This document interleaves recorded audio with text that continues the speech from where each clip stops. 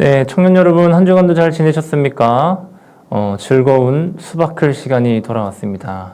네, 우리가 지난주부터 이제 신앙의 기초를 다지기 위한 교리 공부를 이제 시작을 했는데, 오늘은 그 두 번째 시간입니다.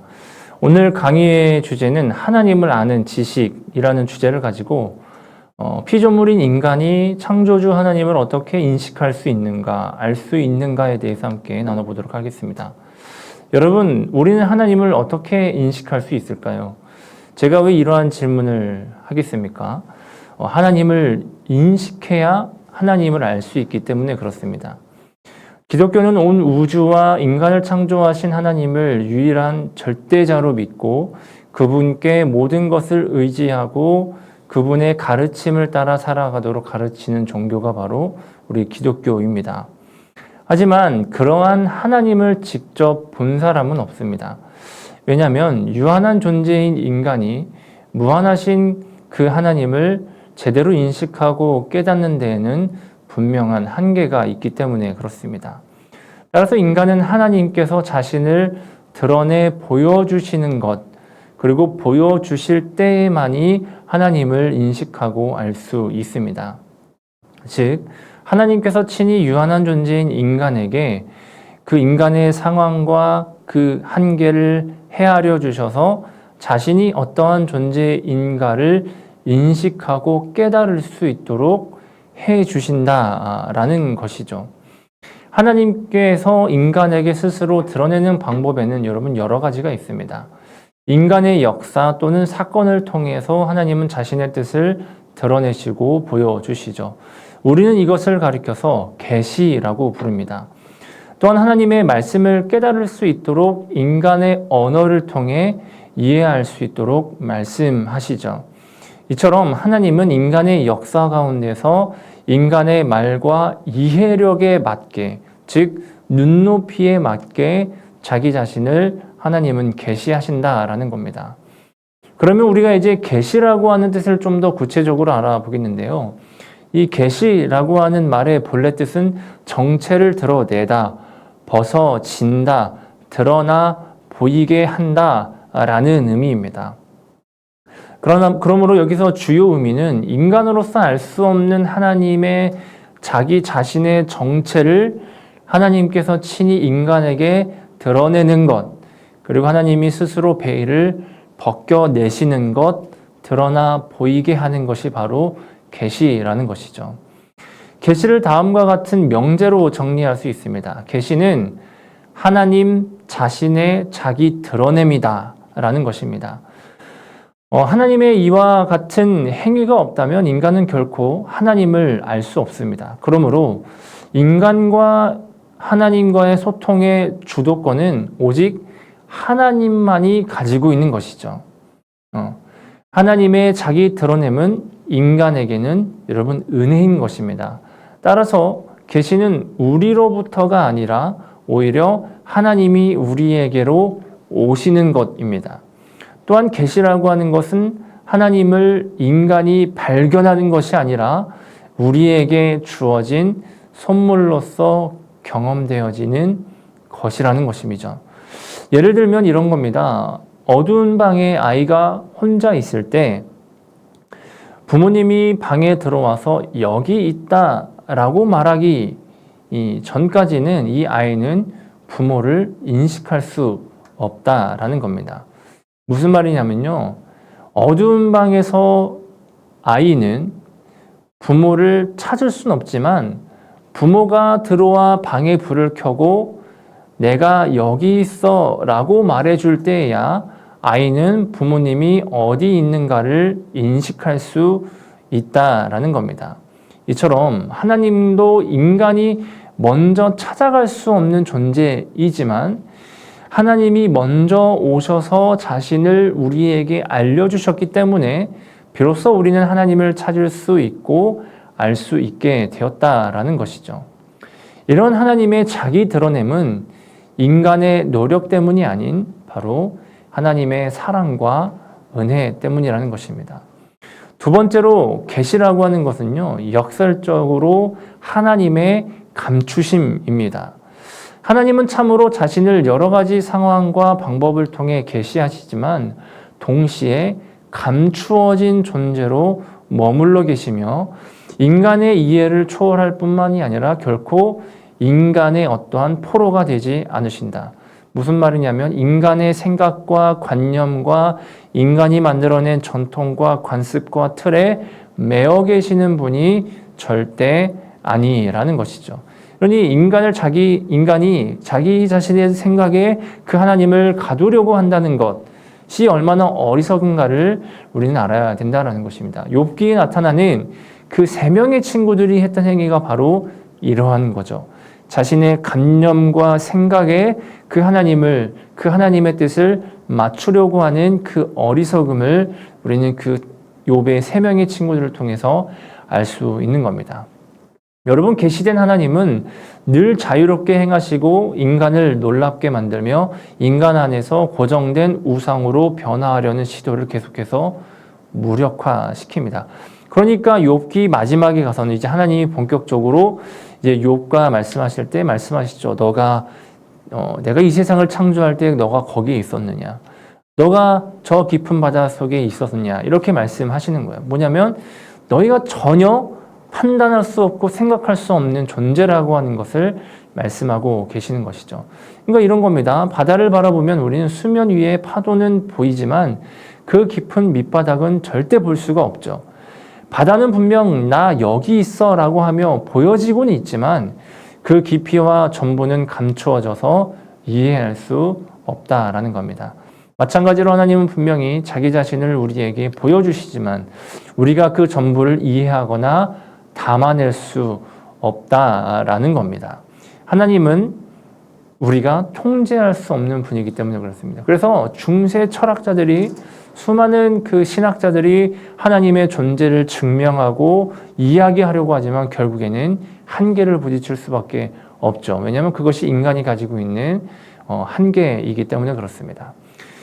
여러분, 이것이 참이라 말할 수 있는 근거는 바로 예수 그리스도 안에서 드러난 하나님의 계시 때문입니다. 예수 그리스도의 인격 안에서 드러났다는 것은 아무도 예상할 수 없었던 곳, 즉 죄인인 무리와 가난한 자들 가운데 하나님의 현존이 십자가라고 하는 심오한 감추어짐 속에서 드러났음을 의미합니다. 그러니까 예를 들면 이런 겁니다.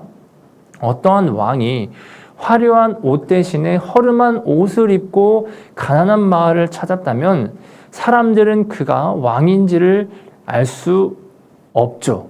하지만 그 왕의 행동과 말, 그리고 사랑을 통해 진짜 왕이라고 하는 것이 드러나게 된다는 것입니다. 이처럼 예수님도 가난한 자들과 그리고 죄인들과 함께 하셨고 십자가라고 하는 고난 속에서 하나님의 사랑과 능력이 가장 깊이 드러났다라는 겁니다. 이것이 바로 하나님의 계시라는 것이죠. 근데 여러분, 계시에는요 두 가지의 종류가 있습니다. 일반 계시, 자연 계시라고도 하고요, 특별 계시, 초자연 계시, 이렇게 두 가지가 있습니다. 일반 계시와 특별 계시입니다.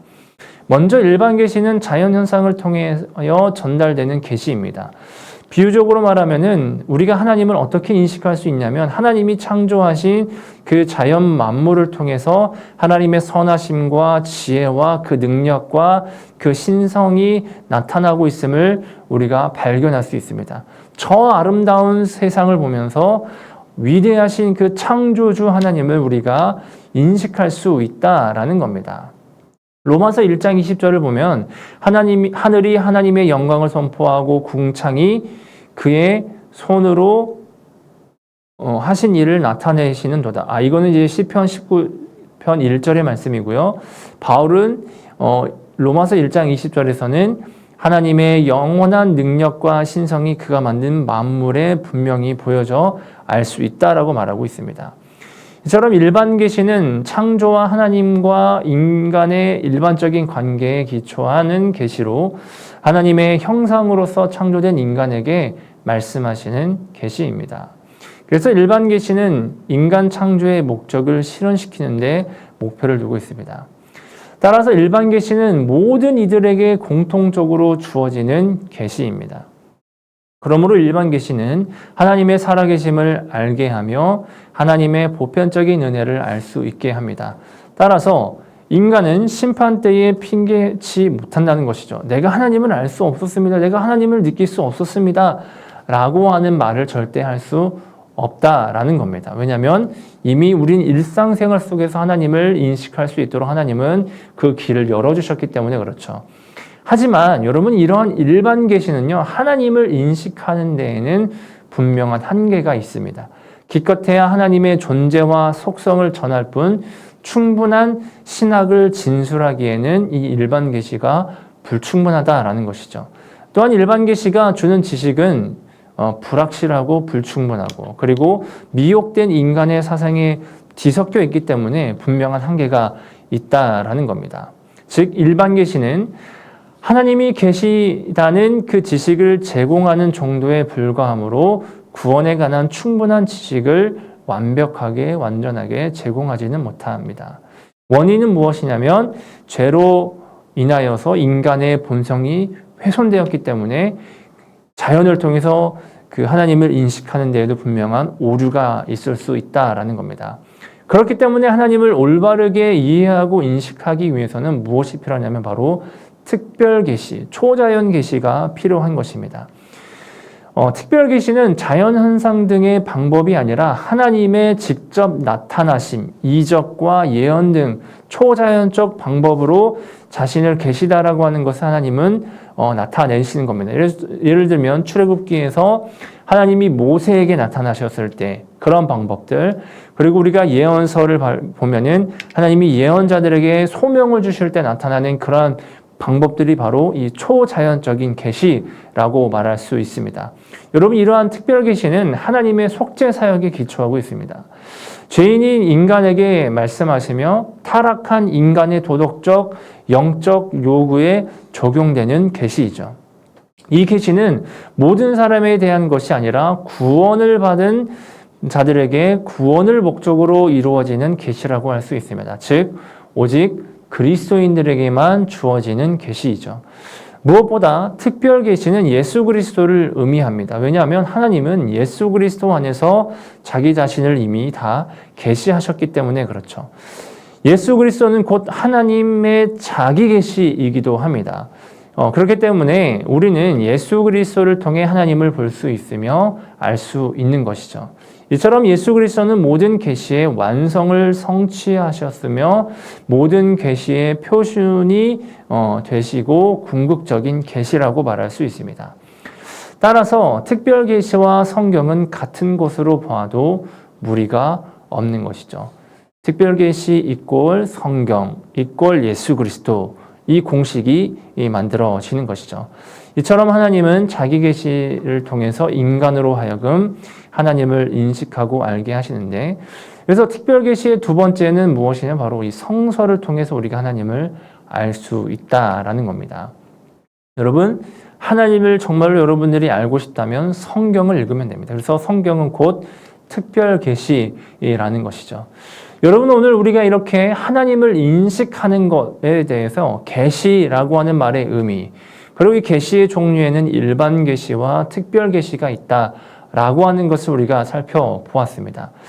여러분, 우리가 하나님을 알기 위해서는 하나님을 인식해야 되는데요. 우리가 하나님을 인식할 수 있는 방법은 하나님이 우리에게 우리의 마음의 문과 영의 눈과 영의 귀를 열어주셔야지만이 우리가 하나님의 음성을 듣고 하나님의 존재를 인식할 수 있습니다. 결국 하나님을 인식한다라고 하는 것, 그것은 하나님이 우리에게 주시는 은혜와 사랑이라는 것이죠. 무엇보다 우리가 하나님을 인식하는 것은요, 특별한 것이 아닙니다. 일상을 살아가면서 자연 속에서 하나님을, 그 모든 섭리 속에서 하나님을 발견할 수 있고, 그리고 더 완전한 방법은 무엇이냐면 바로 성경을 읽는 것이라는 것입니다. 그래서 우리가 하나님을 더욱더 알고 싶다면 여러분, 하나님의 말씀을 가까이 해야 된다라는 겁니다. 여러분, 오늘 수요 바이블은 여기서 마치도록 하겠습니다. 영상을 들으시는 분들 인증샷을 꼭 남기셔서 회장이나 순장들에게 꼭 보내주시면 감사하겠습니다. 추첨을 통해 선물을 드리도록 하겠습니다.